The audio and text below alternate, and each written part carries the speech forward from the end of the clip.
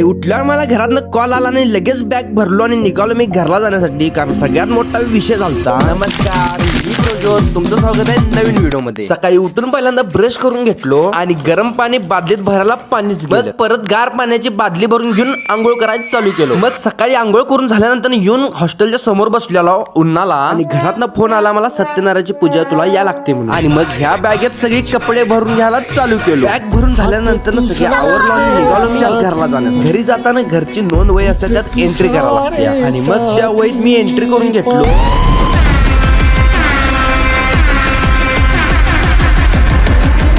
Daddy's home.